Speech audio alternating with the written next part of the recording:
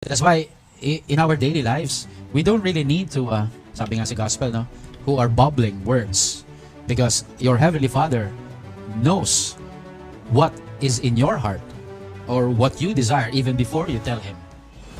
Kaya ho, kung simple ang inyong dasal, wala problema sa Diyos yun.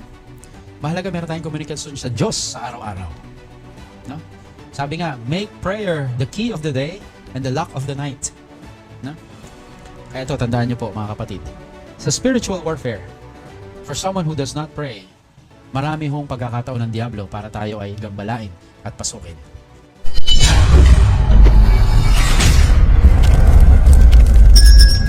Okay. Next, letter E. Okay? Letter E po tayo. To encounter God and His holy ones through what? Recitation of prayers. Alam niyo po, magandang analogy rito ganito. Kung ang katawan natin ay may mga maintenance, ganoon din po ang kaluluwa. No? Alam niyo po, gagaling lang naman ang isang tao kung pagkatapos na magpa-doktor, niresetahan siya, binili niya yung gamot, ininom niya. Kumbaga, yung pinayo ng doktor, gagawin niya. Yung ipinapaiwas ng doktor, iniwasan niya. Ganon din po sa amin.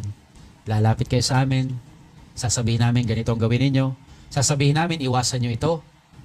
Meron kami sasabihin na bibigay ng mga panalangin sa inyo. Pero pag hindi rin po ito ginawa, hindi dinasal, parang wala rin pong mangyayari. That's why I already mentioned to you, a big percentage, okay, will depend on the person afflicted and the family or the people around the person. Okay? Recitation of prayers. Ano mga dasal? Well, sa spiritual warfare, may mga panalangin para dyan. Like the protection prayer. Okay? Kaya inuulit-ulit ko po no, yung libro po ni Father Joseph Siquia at yung ginawa rin po ni Father Winston Cabading, no? Sa UST, alam ko ito ay available. Doon po marami po mga tulong panalangin doon for our protection. Protection prayer sa umaga. Within the day, you pray a prayer to Saint Michael or to any saint for protection from the evil one. Marian prayers are very powerful prayers for spiritual warfare. No? So yan po ang inyong mga simvastatin. Yan ang inyong metformin ng kaluluwa. Yan ang inyong mga losartan. No? At ang inyong metorpolol. Ito ay nakakabulol. Metorpolol. Alam ko lang po yung mga gamot na yan pero hindi po ako nagte-take nun. No? Bakit, Father? Wala ka sakit? Hindi kasi ako nagpapacheck up. Okay? Kaya wala ako sakit. Okay? Kaya kung meron hong maintenance ang inyong katawan, ang maintenance ng kaluluwa ay yung araw-araw na pananalangin. Pagdarasal. Tandaan niyo po mga kapatid, no? The simpler the prayer, the better. And the heart of prayer is the prayer of the heart. That's why in our daily lives, we don't really need to, sabi nga sa gospel, no? Who are bubbling words.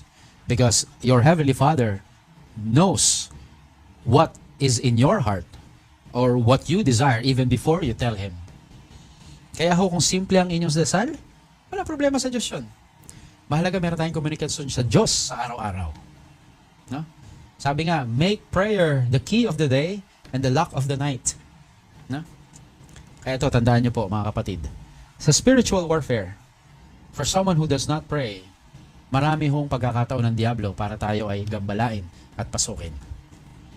Ika nga, more prayer, you have more power. Less prayer, you have less power. But you have no prayer, then you have no power. What remains may be kili-kili power. Pero hindi po kasama talaga yun. Okay? Kaya magdasal. Yung pagmulat ng mata sa umaga, biruin mo sa tuwing umaga, 2 regalo agad na napakaganda ang binubuksan mo, 2 mata mo. Yan ang pinakamagandang regalo sa tuwing umaga. Then you thank God because you're still alive. Ask God to protect you. No? It's the year of Saint Joseph. Ask for the protection of Saint Joseph. The rosary. No? Kaya yung pagdarasal at pag-aayuno rin. Napakahalaga po nun. It's biblical, di ba? Nung tinanong mga alagad, bakit hindi namin napalais yung demonyo? Yung ganyang uri ng demonyo, panalangin at pag-aayuno ang kailangan. That's why Saint Theophan, the recluse, would tell us, where there is no prayer and fasting, there are the demons. Ganda, no?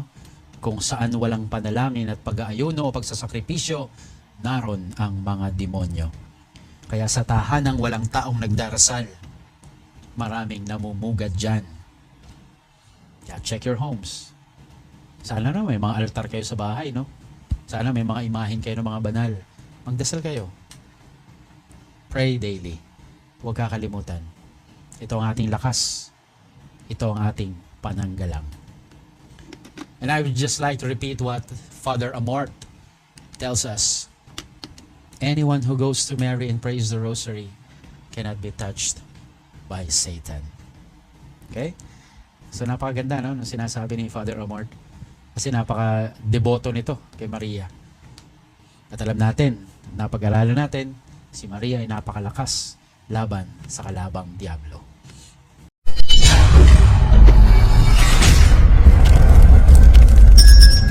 Kapatid, kindly follow the Facebook page and YouTube channel Mr. 721 Catholic po. Marami tayong matutunan na mga magandang bagay. God bless.